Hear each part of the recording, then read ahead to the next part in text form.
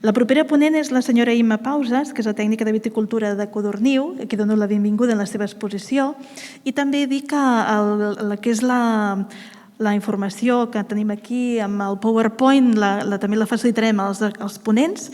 Intentarem també penjar-la a la pàgina web també del Consell Comarcal, juntament també amb la gravació que s'està fent i que s'està fent via streaming per YouTube. Sense demorar-me més, la senyora Imma Pausas. Gràcies.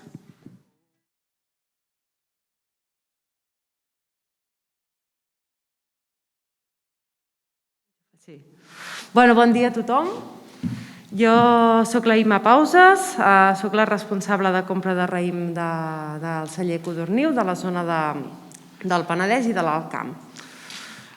Primer de tot, agrair als organitzadors, al Consell Comarcal, al Joan Tarrida també, per pensar que la meva experiència en un món tan complex com és el míldiu podria ser interessant, i també agrair al ponent anterior, al Joan Reyes, tant per la presentació que ha fet avui, que ja m'has deixat tota la feina feta. De fet, és interessantíssim i vull agrair aquí davant de tothom tota la tasca que estàs fent en aquest tema tan complex com el míldiu, que ets un tècnic referent per mi i per molts tècnics i per molts viticultors, i aprofito aquesta ocasió per dir-ho. De fet, m'anava molt bé que el Joan expliqués tot el que ha explicat, perquè així he pogut anar una mica més amb una visió més per sobre i no detallant tots els punts que creiem que havien sigut tan perjudicials aquest 2020. I explicar-vos quina és la meva experiència al Penedès. En el Departament de Viticultura estic gestionant la compra d'uns 400 viticultors. Això suma unes 2.000 hectàrees de la zona principalment del Penedès. Actualment, 200 d'aquests viticultors estan en agricultura ecològica. Per tant, 1.400 hectàrees del Penedès que entrem al nostre celler estan en aquest tipus de cultiu. La veritat és que tenim una llarga trajectòria d'entrada de raïm ecològic al celler de Sant Sadurní. El 2013, però, vam entrar en tan sols unes 6 hectàrees de raïm ecològic i actualment estem entrant unes 1.400. Per tant, molts dels viticultors que nosaltres treballem tenen una llarga experiència en aquest tipus de viticultura. El treball que fem en camp es basa en que en el període de prebarema tenim tècnics de camp, agrònoms, que van a veure totes les vinyes. Tenim eines digitals molt potents, un sistema d'informació geogràfica propi, i el tècnic de camp pot anar amb un iPad a anar a inspeccionar totes les vinyes que entrem. Per tant, abans d'entrar al raïm, totes les vinyes aquestes han sigut inspeccionades i classificades. Tenim un sistema de classificació que, segons uns paràmetres vegetatius, una vinya pot ser d'una classificació A, B, C o D, i són aquests tècnics de camp que fan aquestes classificacions. En el mateix moment que es fa aquesta classificació, també fem un monitoreig de la sanitat en aquell moment. Per tant, el que aconseguim és tenir en 3 setmanes una visió superdetallada d'una zona molt àmplia, com seria tot el Penedès, de la incidència, de l'afectació d'una malaltia. Clar, en els primers anys que fèiem això, la utilitat de veure les afectacions d'una malaltia no era tan interessant, però quan vam arribar al 2018 o al 2020, tindre com una radiografia en 2 o 3 setmanes en el Penedès dona molt valor amb el projecte que us explicaré que hem fet, diferents estudis. Que és el que explico aquí baix, quadern de camp. També, si tenim la incidència de les malalties i entrellacem aquestes tants percents d'afectació de míldiu amb quines estratègies de tractament ha fet servir els diferents viticultors, hem intentat treure conclusions de quines estratègies han funcionat millor. Això és la imatge una mica del que us he explicat. Aquí és una imatge, és una ortofoto, llavors no es veuen gaire els punts marcats, però... Allà, això, oi? No sé si us fixeu, les parcel·les tenen un color. En funció d'aquest color vol dir l'afectació de míldiu que vam observar al juliol. Si us fixeu, tota la zona va des de Montserrat fins al Baix Penedès, les tonalitats són de color vermell, o taronges o vermells. Vol dir que les afectacions estaven superior al 25, 50, 80%. O sigui, una afectació molt important en tota la zona. Després, jo a les jornades deia el 2020 que ens ha ensenyat, però la veritat és que preferia explicar-vos què ens va ensenyar el 2018, que ho enllaço amb una frase que ha dit el Joan. De fet, el 2018 nosaltres vam controlar el míldiu, els nostres viticultors, molt bé, i tot i formant part, tot i estar dins de l'agricultura ecològica. I és en aquest any on vam treure més conclusions d'estratègies de tractament. El 2009 també aprofitaré per presentar-vos, també vam fer un petit estudi de les 105 finques que vam estudiar en l'aplicació de coure, i el 2020 algunes pinzellades també de conclusions que vam treure. Comencem el 2018 amb l'estudi comparatiu d'estratègies per combatre el míldiu. Aquest és un altre mapa, com el que us he ensenyat al principi. Com podeu veure aquí, les tonalitats ja són de color verd. Això és que el 90% de les vinyes que van entrar a Sant Sadurní tenien una afectació del míldiu inferior al 5%. Per tant, van controlar molt bé. Quan parlo d'afectació, nosaltres treballem amb una incidència per severitat de la malaltia. Per tant, quan dic que una afectació és del 5%, pot ser que tingués una incidència alta. La incidència és quants raïms estan afectats, però la severitat és com d'afectat està aquest raïm. Per tant, el 2018 la diferència principal era que les incidències eren molt altes, o sigui, anaves a una vinya i al 60-70% hi havia míldiu, però la severitat era molt baixa. Els raïms estaven o un raïm o un gotimet petit afectat. Això feia que l'afectació final fos més baixa. En canvi, el 2020 la incidència era molt alta, tot arreu hi havia míldiu, però és que a més la severitat dintre del raïm era altíssima també. Aquí, com us deia, vam fer aquest estudi comparatiu d'estratègies per combatre, ho va realitzar la Mireia Domènech, que va estar treballant a aquella campanya, en les seves pràctiques, i vam comparar també estratègies amb químics i sense químics. No tan sols els que feien agricultura ecològica. La gent que havia tractat amb químics, el 93% havien tingut afectacions inferiors al 5%, però els que els ecològics, els que ho havien fet sense químics, també el 80% de les vinyes amb entrada al celler tenien afectacions inferiors al 5%. Per posar-vos una mica en situació del que dèiem, no? Aquest estudi es va basar en diferenciar les zones de compra de raïm amb 6 zones diferents per varietats, macabeu, xarel·lo, parellada. Teníem en compte l'afectació de la malaltia, que era el tant per cent de míldiu en raïm. Teníem en compte la data del primer tractament, el període entre tractaments, segons el producte que utilitzaven. Teníem en compte els avisos de sanitat vegetal, la pluviometria i la matèria activa, si feien servir químics o no químics, i si feien servir coure, quina dosi ho feien. I el que vam fer és una eina comparativa de tractaments pròpia que vam idear nosaltres, la Mireia.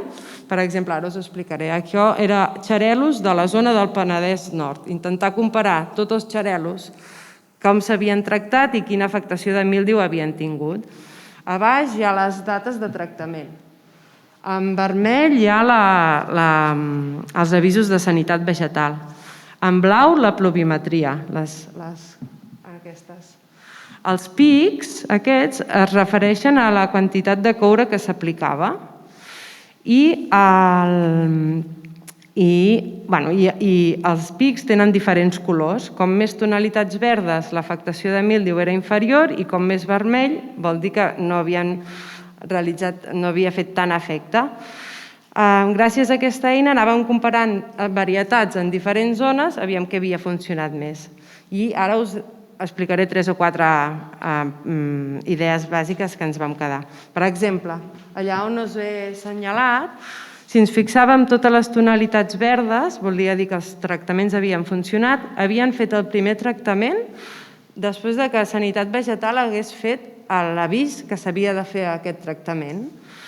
En canvi, al costat, aquells pics són tractaments que s'havien realitzat més de 5 dies de que s'avisés que s'havia de fer el primer tractament. Per tant, fer una estratègia de fer el primer tractament tard tenien afectacions superiors de míldiu.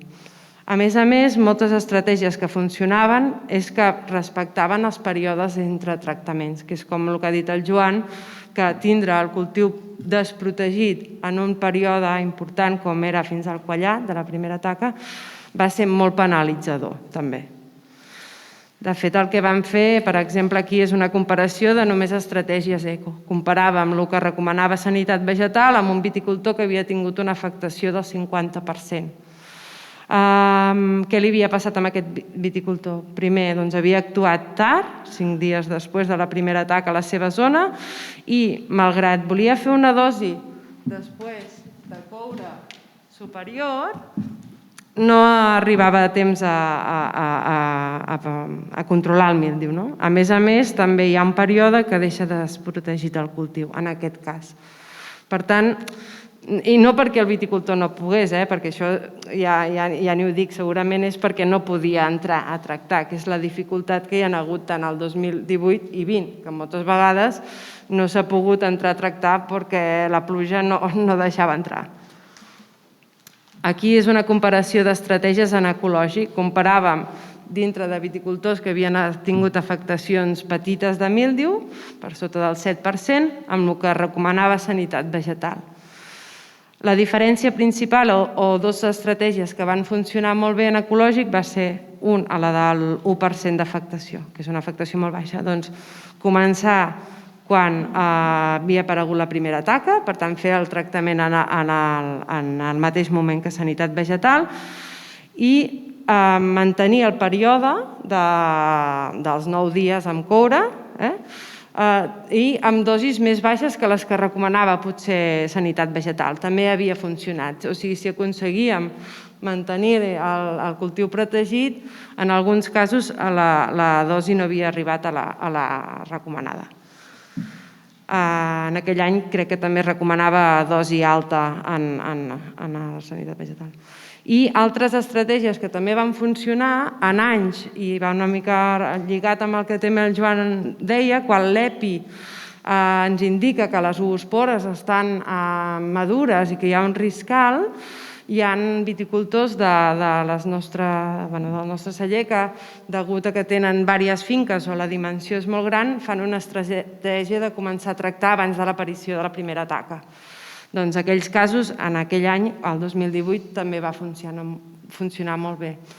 Pel que això també ens va ajudar que el 2020 també vam recomanar un tractament, que normalment com a celler no ho fem, però en aquelles condicions vam recomanar un tractament abans que sortís la primera taca, perquè hi ha estratègies que hem vist que funcionen.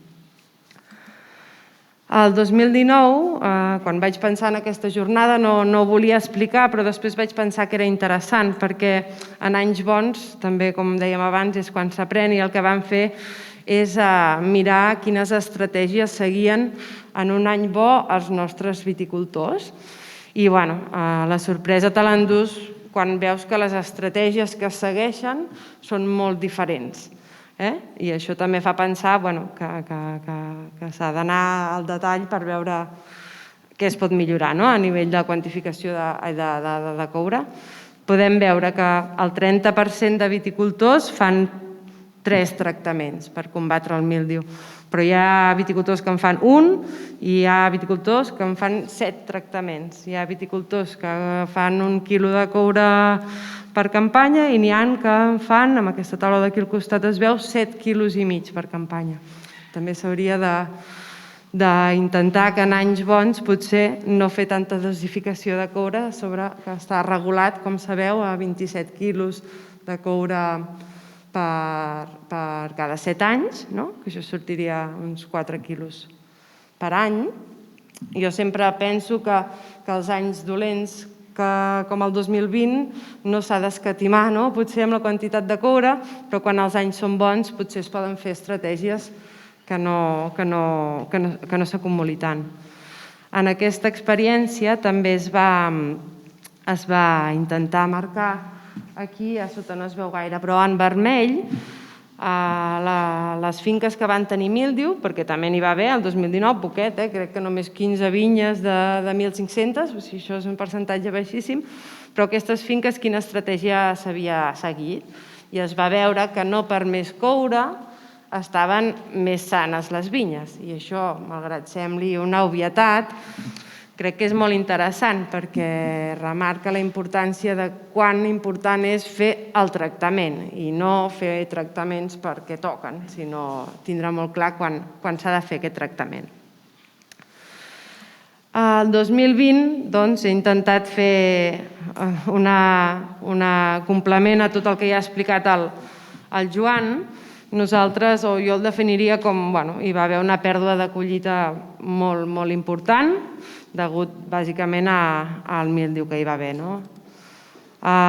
Coses que vam veure, i potser aquestes fotos, com dèiem, fan una mica de mal, però eren així. El míldiu es va expressar amb totes les seves maneres que es pot expressar i durant tota la campanya. Això són imatges del maig, però això són imatges de l'agost. Per tant, la reinfecció era constant. Això també és el juny, la virulència aquesta, que jo crec que aquests anys hem passat de pensar que el míldiu era una malaltia que atacava la fulla a tota la resta d'afectacions que hi pot tenir. També m'agradaria comentar que també va haver el míldiu larvat, també vam veure Black Rot, que era una malaltia que no estàvem acostumats aquí i que no va ser fins al juliol o l'agost que ens en vam adonar que allò era Black Rot. El Black Rot també és una malaltia que en ecològic no hi ha cap producte. Aquí ens en vam adonar a l'agost que ho era, vam fer diferents expressions de la Black Rot, també aquestes taques en fulla. I també comentar això, que a més del míldiu, tota aquella gent que va poder salvar la collita, hi va haver una sequera extrema en juliol i agost que va fer que també tots els raïms que s'havien portat millor fins al final també es van veure perjudicats. Aquest és el mapa que us havia ensenyat abans, més petit, on les tonalitats són totes molt més vermelles, i el vermell vol dir que les afectacions estaven per ordre del 50, 70, 90 o 100% d'afectació. Però l'interessant d'aquest quadre també és la comparativa dels que feien agricultura convencional als que feien ecològica. No sé si es veu gaire. L'interessant és veure que sí que el 70% de les vinyes que es van anar a veure, això són unes 2.000 hectàrees, convencional estaven afectades per sota del 10% i d'ecològiques el 50%. Sí que hi ha diferència, però la resta de percentatges són similars, però destacar també l'elevat percentatge de vinyes que tractaven en convencional que també estaven afectades al 80 o al 100%. Un 7% en convencional i en ecològica un 6%. Per tant, per nosaltres sempre ha sigut molt positiu els resultats dels nostres viticultors en ecològic i una mica enllaçar el que deia el Joan. Vull dir, si els anys no fossin climatològicament bons per fer agricultura ecològica, ens hauríem de repensar. Però si estem en aquests nivells d'hectàrees en ecològica amb llarga experiència és perquè realment veiem que es pot fer aquí al Penedès. Això és una altra visualització de la comparativa aquesta. Es compara l'agricultura ecològica amb la convencional. La dimensió de la bola, de la taca, es refereix al tant per cent d'afectació de míldiu. Llavors aquí pots comparar aquests tipus de viticultura. Com veieu, hi ha moltes rodones grans de color verd, vol dir afectacions molt altes amb eco, però també amb color blau, que seria una viticultura convencional. De la mateixa manera que hi ha boletes molt petites verdes, que vol dir que l'afectació era molt baixa, com també n'hi ha de convencionals. Aquí he intentat posar 4 idees del que crec que va passar. El Joan Reyes, el seu resum, ha estat tot molt més detallat, però nosaltres vam detectar que una pluviometria excepcional a l'abril, al més de 150 mil·límetres a totes les estacions, i una doble pluja al maig, que també ens va sorprendre que com més havia plogut el 16 de maig, més afectat estava, que aquí ho he comparat, o sigui, comparava la pluviometria del 16 de maig. Com més alta era la pluja del 16 de maig, més afectació de míldiu trobàvem en aquella zona. I es complia total. O sigui, va ploure molt més de Vilafranca cap amunt i tota la Granada, Sant Pau, va afectar molt més, que no pas de Vilafranca cap a baix, va ploure molt més. Això també un programa estadístic ens va sortir com significatiu. El que vaig intentar d'aquest any és posar un altre cop tots els calendaris de tractament com havia fet els altres anys, però la veritat és que és molt difícil trobar conclusions positives de quins tractaments van funcionar millor, però sí que anomenar els errors més penalitzadors que en diem del que va passar el 2020. A part de la pluja, que no deixava entrar a tractar, i les humitats relatives, existia una limitació de productes en ecològic molt gran. Tenia el coure al ser un producte de contacte, doncs això fa que també la seva efectivitat sigui menor. La gent va començar tard, també, per tots els motius que ja hem anat dient. Vam detectar que explotacions sobredimensionades, també en alguns casos, no sempre, però podien tindre afectacions més grans de míldiu. Distància entre finques, o sigui, tota la viticultura d'aquí està organitzada amb que tenim diferents finques a llocs. També va ser un any que això va influir que potser l'afectació fos major.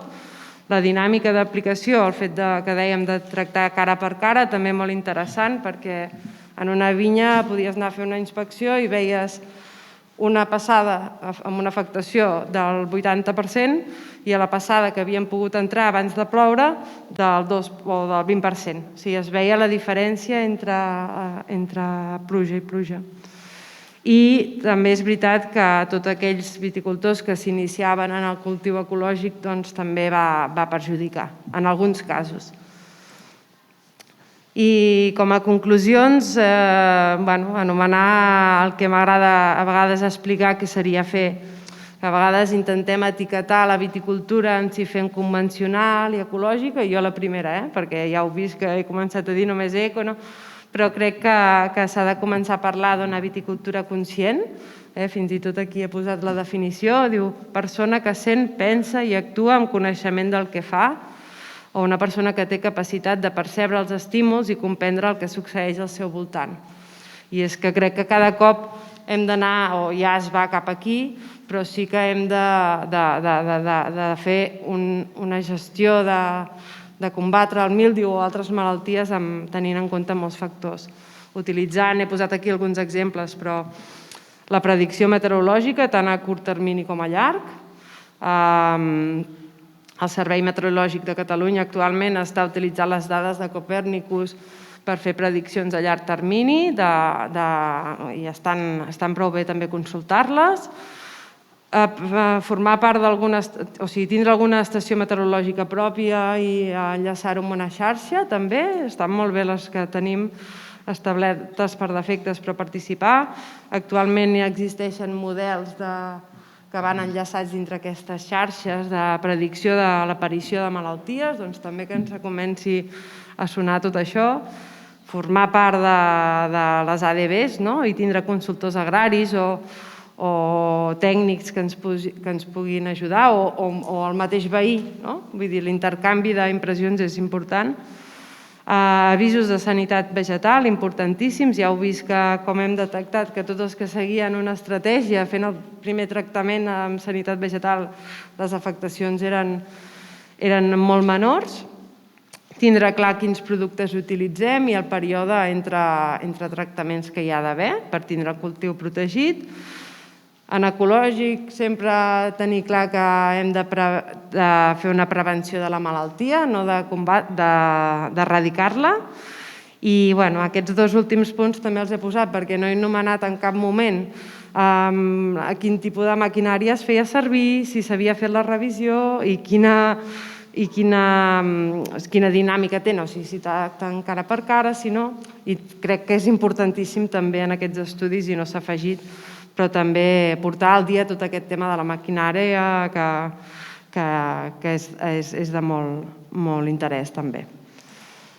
Agrair a tots els assistents, a tots els viticultors en general, els de Codorniu també, però en general, perquè és remarcable l'esforç que van demostrar el 2020 i el 2018 i tots, malgrat les condicions eren les que eren, doncs l'esforç d'intentar salvar la collita és a destacar i agrair a tots, i a tots els tècnics de camp que han participat en aquests estudis, a les baremes, que sense ells tampoc es podria fer tota aquesta feina que hi ha darrere. Moltes gràcies.